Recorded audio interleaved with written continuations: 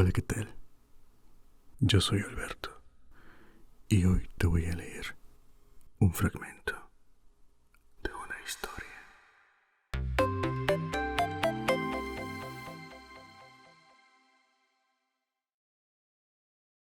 Hoy te presento Contacto, capítulo 2, Los Coherentes. Desde que tengo uso de razón, mi afición por el aprendizaje ha sido tan fuerte y violenta que ni siquiera las recriminaciones de otras personas ni mis propios reproches me impidieron que siguiera esta inclinación natural que Dios me dio. Solo Él conoce el porqué, y también sabe que le he implorado que me quite la luz del discernimiento, que me deje únicamente la necesaria como para cumplir con su mandato, ya que, según algunos, todo lo demás es excesivo para una mujer. Otros afirman que hasta es pecaminoso. Sor Juana Inés de la Cruz replica al obispo de Puebla, 1691, que había criticado su trabajo erudito por ser inapropiado para su sexo. Deseo proponer a la favorable consideración del lector una doctrina que, me temo, podrá parecer desatinadamente paradójica y subversiva. La doctrina en cuestión es la siguiente: no es deseable creer una proposición cuando no existe fundamento para suponer que sea cierta. Por supuesto, debo reconocer que si dicha opinión se generaliza, transformaría por completo nuestra vida social y nuestro sistema político. Como ambos actualmente son perfectos, este hecho debe pesar en contra de dicha opinión. Bertrand Russell, Ensayos Escépticos 1, 1928. Alrededor de la estrella blanco azulada giraba un amplio anillo de desechos, piedras y hielo, metales y materiales orgánicos, de un tono rojizo en la periferia y azulado en la parte más próxima de la estrella. El poliedro, del tamaño de un mundo, cayó verticalmente por una brecha en los anillos y emergió del otro lado. En el plano del anillo había recibido sombras intermitentes producidas por rocas heladas y montañas que se desplomaban. Sin embargo, en su trayectoria hacia un punto por encima del polo opuesto de la estrella, la luz del sol se reflejaba en sus millones de apéndices con forma de tazón. Observándolo con atención, podría haberse advertido que uno de ellos realizaba un leve ajuste de enfoque.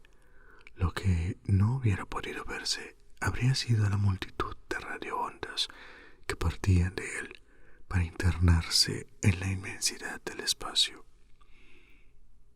Durante toda la presencia del hombre sobre la faz de la Tierra, el cielo nocturno ha sido siempre para él una compañía y fuente de inspiración. Las estrellas son reconfortantes y parece demostrar que los cielos se crearon para beneficio del ser humano. Esta patética verdad se convirtió en la sabiduría convencional del mundo entero. Ninguna cultura estuvo exenta de ella. Algunas personas hallaron en los cielos una apertura hacia la sensibilidad religiosa. Muchos se sienten sobrecogidos y humillados por la gloria y la magnitud del cosmos. Otros sienten el estímulo para manifestarse con el más exagerado vuelo de su fantasía. En el mismo momento en que el hombre descubrió la vastedad del universo y se dio cuenta de que aún sus más disparatadas fantasías eran ínfimas comparadas con la verdadera dimensión de la Vía Láctea, tomó medidas para asegurar que sus descendientes no pudiesen ver las estrellas en lo más mínimo. Durante 1 millón de años, los humanos se han criado con el contacto diario, personal, con la bóveda celeste. En los últimos milenios comenzaron a construir ciudades y a emigrar hacia ellas. En el curso de las últimas décadas, gran parte de la población humana abandonó una forma rústica de vida. A medida que avanzaba la tecnología y se contaminaban los centros urbanos, las noches se fueron quedando sin estrellas. Nuevas generaciones alcanzaron la madurez e ignorando totalmente el firmamento que había pasmado a sus mayores y estimulado el advenimiento de la era moderna de la ciencia y la tecnología, sin darse cuenta siquiera, justo cuando la astronomía entraba en su edad de oro, la mayoría de la gente se apartaba del cielo en un aislamiento cósmico que solo terminó con los albores de la exploración espacial. Ellie solía contemplar a Venus e imaginar que se trataba de un mundo semejante a la Tierra, poblado por plantas y animales y civilizaciones, pero todos distintos de los que tenemos aquí. En las afueras del pueblo, después de ponerse el sol, levantaba la mirada al cielo y escudriñaba ese puntito luminoso. Al compararlo con las nubes cercanas, aún iluminadas por el sol, le parecía amarillento. Trataba de imaginar qué pasaba allá arriba. Se ponía de puntillas y miraba fijamente al planeta. En ocasiones casi tenía la sensación de que podía verlo. La niebla amarilla de pronto se disipaba y por unos instantes parecía una enorme ciudad. Los autos espaciales avanzaban raudamente entre las espirales de cristal. A veces se imaginaba que espiaba dentro de esos vehículos y vislumbraba a uno de ellos. También se imaginaba a un ser joven que observaba un punto azul brillante en su cielo, puesto de puntillas, mientras se interrogaba acerca de los habitantes de la Tierra. La idea le resultaba fascinante. Un planeta tórrido, tropical, que rebosaba de vida inteligente y a muy corta distancia. Optó por la memorización mecánica, aunque sabía que en el mejor de los casos solo le brindaría una educación hueca. Se esforzaba lo mínimo como para aprobar los cursos y poder así dedicarse a otras cosas. Pasaba sus horas libres en un sitio denominado el taller, una fábrica pequeña y sórdida que el colegio había instalado en la época en que estaba de moda la educación vocacional. Por educación vocacional se entendía principalmente realizar trabajos manuales. Allí había tornos, taladros y otras máquinas, herramientas a las que le estaba prohibido acercarse, porque, por inteligente que fuese, seguía siendo una chica.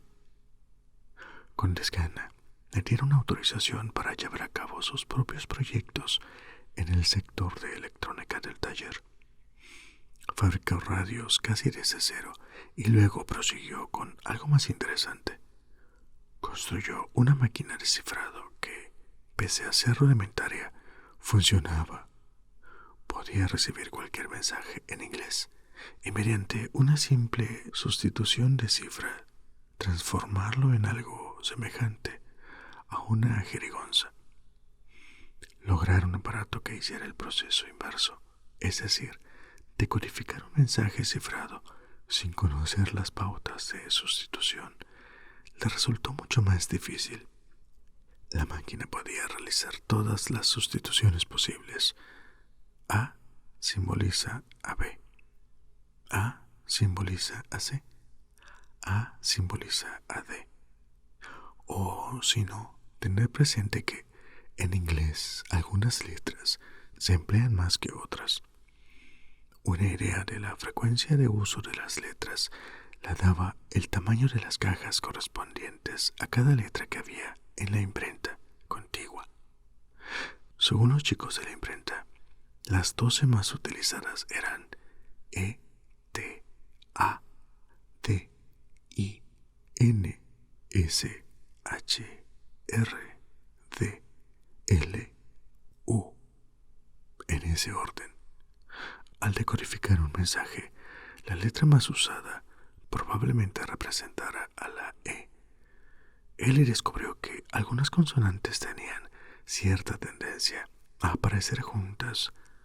Las vocales se distribuían más o menos al tuntún. La palabra de 3 letras más frecuente en el idioma era the. Si dentro de una palabra había una letra entre medio de una T y una E, casi con seguridad se trataba de una H. Si no, podía ser una R o una vocal. Dedujo otras reglas y pasó largas horas investigando la frecuencia de las letras en varios libros de texto, hasta que se enteró de que esas tablas de periodicidad ya habían sido compiladas y publicadas. Concluyó la máquina de descifrado para su propio placer. No la usaba para enviar mensajes secretos a sus amigos. No sabía muy bien a quién podía ser partícipe de ese interés suyo por la electrónica y la criptografía. Los chicos se ponían muy inquietos y nerviosos, mientras que las chicas la miraban con desconfianza. Los soldados de los Estados Unidos estaban librando batallas en un sitio remoto llamado Vietnam. Todos los meses reclutaban a más muchachos jóvenes de la calle o del campo para enviarlos a Vietnam. Cuanto más leía acerca de la guerra y más pronunciamientos escuchaba por parte de los dirigentes nacionales, más se indignaba. El presidente y el consejo mentían y mataban, se dijo, y el pueblo lo consentía sin protestar. El hecho de que su padrastro apoyara la postura oficial respecto del cumplimiento de los tratados, de la teoría del dominó y la agresión comunista no hizo más que reforzar sus ideas. Comenzó a asistir a mitines políticos y a manifestaciones en una universidad próxima. La gente que conoció allí le pareció más inteligente, más amiga, más vital que sus torpes y obtusos compañeros de secundaria. John primero le advirtió que no debía juntarse con estudiantes universitarios y luego se lo prohibió. Según él, no iban a respetarla, se aprovecharían de ella. Con su actitud, Ellie estaba fingiendo una sofisticación que jamás tendría. Cada vez vestía peor. La ropa militar de fajina era inadecuada para una chica, además de constituir un hecho hipócrita para una persona que decía oponerse a la intervención norteamericana en el sureste asiático. Aparte de unas tenues exhortaciones a Ellie y John para que no pelearan, la madre participaba muy poco en estas discusiones. En privado le imploraba a su hija que obedeciera a su padrastro, que se portara bien. Ellie sospechaba en ese momento que John se había casado con su madre solo para cobrar el seguro por la muerte de su padre. ¿Por qué si no? Era obvio que no manifestaba el menor indicio de estar enamorado y no estaba dispuesto en lo más mínimo a portarse bien él. Un día, la madre le pidió a Ellie que hiciera algo que redundaría en beneficio de todos, que asistiera a clases de estudios bíblicos. Cuando vivía su padre, un escéptico en cuestiones religiosas, no se había mencionado nunca la posibilidad de estudiar la Biblia. ¿Cómo pudo la madre casarse con John?, se planteó la joven por enésima vez. Las clases bíblicas, continuó la señora, la ayudarían a adquirir las virtudes tradicionales, pero servirían para algo más importante, aún para demostrarle a John que Ellie estaba dispuesta a poner algo de su parte. Por amor y compasión hacia su madre, Ellie aceptó. Así fue como todos los domingos, durante casi todo el año lectivo, Ellie concurrió a un grupo de debate en una iglesia cercana Se trataba de una de esas respetables congregaciones protestantes, no contaminada por el turbulento evangelismo. Asistían algunos alumnos secundarios, varios adultos, en su mayor parte mujeres de mediana edad, y la coordinadora, que era la esposa del pastor. Ellie nunca había leído seriamente la Biblia, sino que se había inclinado por aceptar la opinión, quizá poco generosa, de su padre, en el sentido de que era mitad historia de bárbaros, mitad cuentos de hadas. Por eso, el fin de semana antes de comenzar las clases, leyó las partes que le parecieron más importantes del Antiguo Testamento, tratando de mantener una mente abierta. De inmediato advirtió que había dos versiones distintas y contradictorias de la creación en los dos primeros capítulos del Génesis. No entendía cómo pudo haber habido luz días antes de la creación del sol, y tampoco llegó a captar exactamente con quién se había casado Caín. Se llevó una gran sorpresa con las historias de Lot y sus hijas, de Abraham y Sara en Egipto, del compromiso de Dina y de Jacob y Esaú, y comprendía que pudiera haber cobardía en el mundo real, que hubiera hijos que engañaran y estafaran a su padre anciano, que un hombre pudiera ser tan débil como para permitir que su mujer fuera seducida por el rey, o incluso alentar la violación de sus propias hijas. Pero en el libro sagrado no había ni una sola palabra de protesta frente a semejantes ultrajes. Por el contrario, daba la impresión de que se consentían y hasta se ensalzaban los crímenes. Al comenzar el curso, estaba ansiosa por participar en un debate sobre estas incongruencias, porque la iluminaron respecto del propósito de Dios, o al menos le dieron una explicación del por qué él o los autores no consideraban tales crímenes. La mujer del pastor no quiso comprometerse. Por alguna razón, esas historias nunca se trataron en las discusiones. Cuando él le preguntó cómo las sirvientas de la hija del faraón se dieron cuenta con solo mirar que el bebé que había en los juncos era hebreo, la profesora se ruborizó intensamente y le pidió que no hiciera preguntas indecorosas. Él le comprendió la respuesta en ese mismo instante. Cuando llegaron al Nuevo Testamento, la agitación de la muchacha fue en aumento. Mateo y Lucas remontaban la línea genealógica de Jesús hasta el rey David. Sin embargo, para Mateo había 28 generaciones entre David y Jesús, mientras que Lucas mencionaba 43. No había casi ningún nombre en común en ambas listas. ¿Cómo podía pensarse que tanto Lucas como Mateo transmitiesen la palabra de Dios? Esta contradicción en la genealogía le parecía a Eli un obvio intento por hacer adecuar la profecía de Isaías, luego de ocurrido el hecho, lo que en el laboratorio de química se conocía como inventar los datos. Se emocionó profundamente con el sermón de la montaña. Sintió un gran desencanto ante la exhortación al dar al César lo que es del César, y quedó al borde de las lágrimas cuando la profesora, en 2 oportunidades, se negó a explicarle el sentido de la cita: no vengo a traer paz, sino la espada. Le anunció a su madre que había puesto todo de su parte, pero que ni loca la iban a obligar a asistir a una clase más de estudios bíblicos, pues había quedado francamente desilusionada.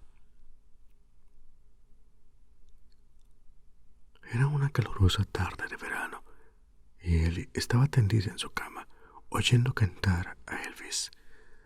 Los compañeros de la secundaria le resultaban sumamente inmaduros, y le costaba mucho tener una relación normal con los universitarios en las manifestaciones y conferencias. debido a la rigidez de su padrastro y a las horas que le fijaba para el regreso a su casa. No le quedaba más remedio que reconocer que John tenía la razón, al menos en algo. Los jóvenes, casi sin excepción, tenían la tendencia natural hacia la explotación sexual. Al mismo tiempo parecían mucho más vulnerables en el plano emocional de lo que ella hubiese creído. A lo mejor una cosa causaba la otra. Suponía que quizá no iba a poder concurrir al college, aunque estaba decidida a irse de su casa. John no le pagaría estudios superiores y la intercesión de su madre resultó infructuosa. No obstante, Ellie obtuvo un resultado espectacular en los exámenes para ingresar a la universidad y sus profesores le anticiparon que, muy posiblemente, los más afamados centros de estudios le ofrecerían becas. Consideraba que había aprobado la prueba por pura casualidad, ya que, por azar, había respondido bien numerosas preguntas de elección múltiple. Con escasos conocimientos, solo lo necesario como para excluir todas las respuestas, menos 2. Tenía una posibilidad entre 1000 de obtener todas las respuestas correctas, se dijo. Para lograr 20, las posibilidades eran de 1 entre 1.000.000. Sin embargo, este mismo test lo habían realizado quizás 1.000.000 de jóvenes en todo el país. Alguno debía tener suerte. La localidad de Cambridge, Massachusetts, le pareció lo bastante alejada para eludir la influencia de John, pero también cercana como para poder volver a visitar a su madre, quien encaró la perspectiva como un difícil término medio entre la idea de abandonar a su hija o causarle un fastidio mayor a su marido. Ellie optó por Harvard y no por el Massachusetts Institute of Technology. Era una muchacha bonita, de pelo oscuro y estatura media. Llegó a su periodo de orientación con una gran avidez por aprender de todo. Se propuso ampliar su educación e inscribirse en todos los cursos posibles, aparte de los que constituían su interés central: matemáticas, física e ingeniería. Sin embargo, se le planteó el problema de lo difícil que resultaba hablar de física, y mucho menos discutir del tema con sus compañeros de clase, en su mayoría varones. Al principio reaccionaban ante sus comentarios con una suerte de desatención selectiva. Se producía una mínima pausa, tras la cual proseguían hablando como si ella no hubiese abierto la boca. Ocasionalmente se daban por enterados de algún comentario suyo, o incluso lo elogiaban para luego proseguir como si nada hubiera pasado. Ellie estaba segura de que sus opiniones no eran del todo tontas y no quería que le hicieran desaires o la trataran con aires de superioridad. Sabía que eso se debía en parte, solo en parte, a su voz demasiado suave. Por eso debió adquirir una voz profesional, clara, nítida y varios decibelios por encima de un tono de conversación. Con esa voz era importante tener razón. Tenía que elegir el momento indicado para usarla. Le costaba mucho seguir forzándola, puesto que corría el riesgo de prorrumpir en risas. Por eso prefería intervenir con frases cortas, a veces punzantes, como para llamar la atención de sus compañeros. Luego podía continuar usando un rato un tono más normal. Cada vez que se encontraba en un grupo nuevo, tenía que abrirse camino de la misma forma, aunque solo fuera para poder participar de los intercambios de opiniones. Los muchachos ni siquiera se percataban de que existiese ese problema. A veces, cuando se hallaban en un seminario o en práctica de laboratorio, el profesor decía: «Sigamos adelante, señores». Luego, al advertir que Ellie fruncía el entrecejo, agregaba: lo siento, señorita Arroway, pero a usted la considero como a uno de los muchachos. El mayor cumplido que eran capaces de dispensarle era no considerarla manifiestamente femenina. Tuvo que esforzarse por no volverse demasiado combativa o no convertirse en una verdadera misántropa. Reflexionaba que el misántropo es el que odia a todo el mundo, no solo a los hombres, y de hecho ellos tenían un término para definir al que odia a las mujeres: misógino. Sin embargo, los lexicógrafos no se habían preocupado por acuñar una palabra que simbolizara el disgusto por los hombres. Como ellos eran casi todos hombres, pensó, nunca se imaginaron que hubiese un mercado para dicha palabra. Había sufrido en carne propia, más que muchos compañeros, las restricciones impuestas en su hogar. Por eso le fascinaban sus nuevas libertades en el plano intelectual, social y sexual. En una época en que las chicas tendían a usar ropa informe que minimizara la diferencia entre los sexos, él le prefería una sencilla elegancia en ropa y maquillaje que le costaba obtener con su magro presupuesto. Pensaba que había formas más efectivas de realizar una afirmación política. Cultivó la amistad de unas pocas amigas íntimas y se granjeó varias enemigas, quienes la criticaban por su forma de vestir, por sus opiniones políticas o religiosas, o por el vigor con que defendía sus ideas. Su gusto y capacidad para la ciencia eran vistos con desagrado por muchos jóvenes, aunque algunas pocas la consideraban como la demostración viva de que una mujer podía sobresalir en ese campo.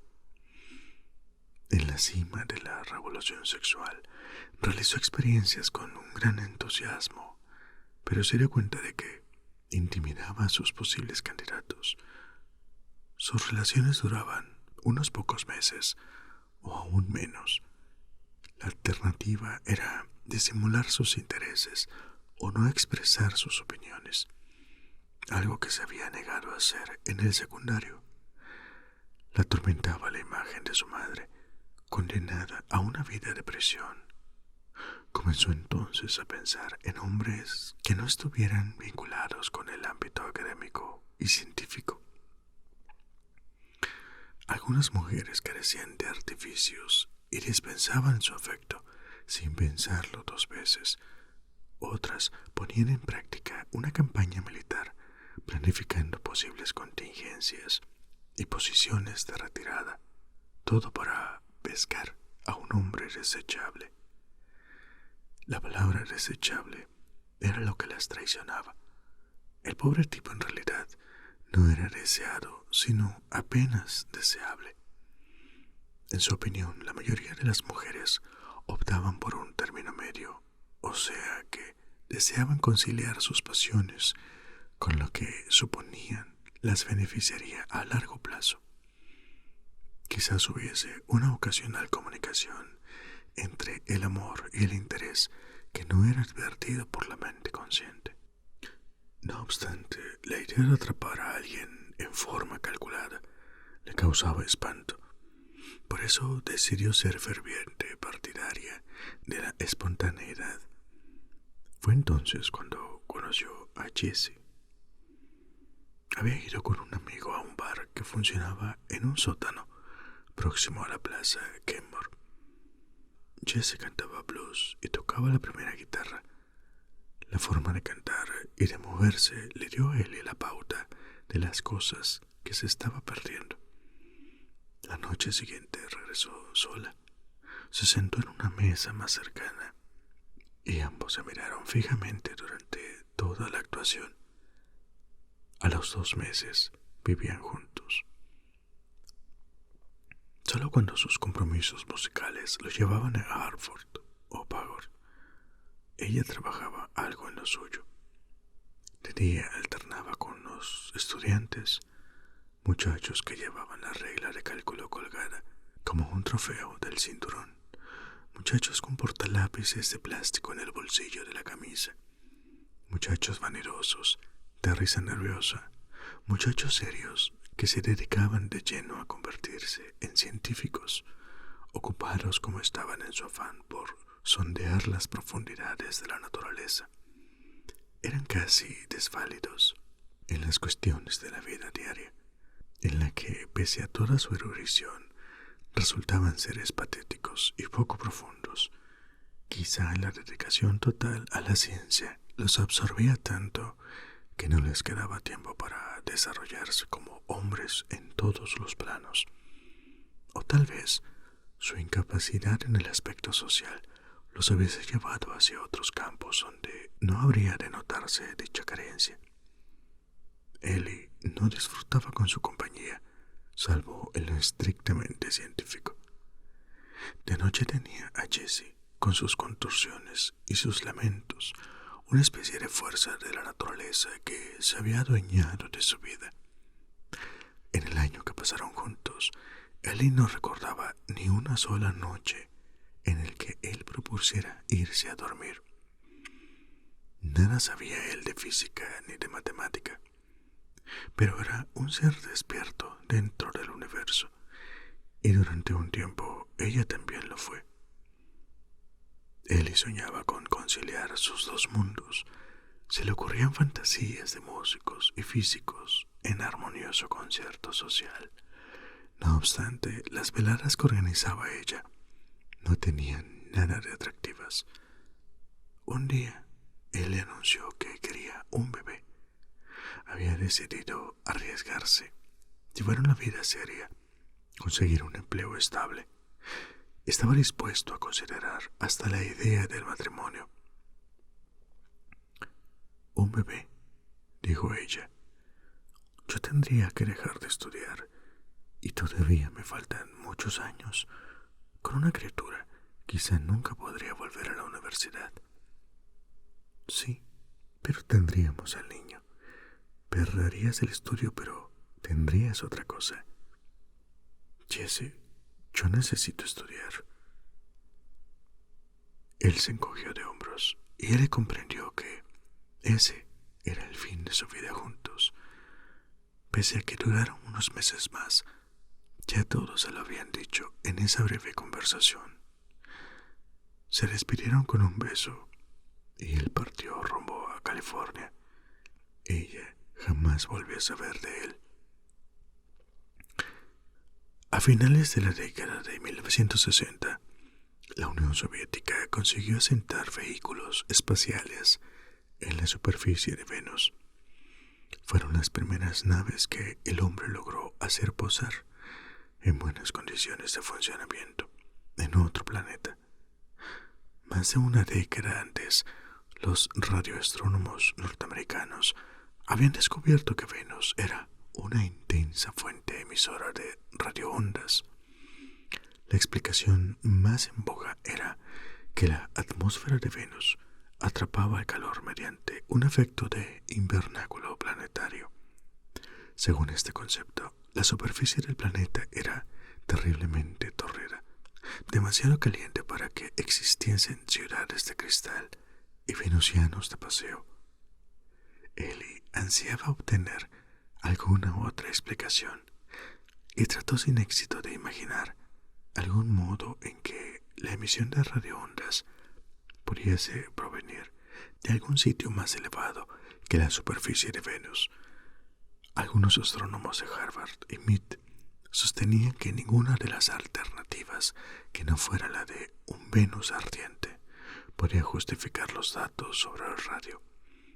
La idea de un efecto masivo de invernáculo le resultaba a Ellie improbable.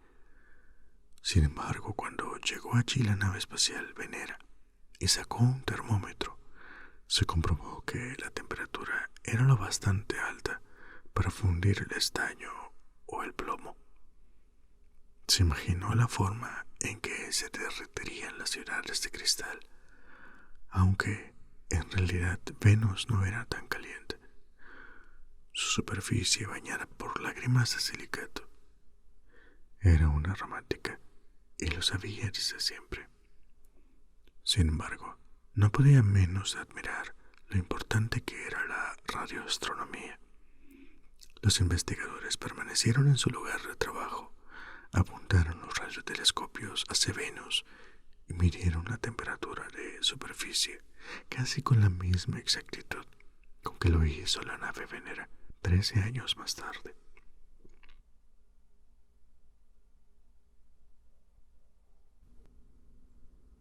Eso es todo por hoy.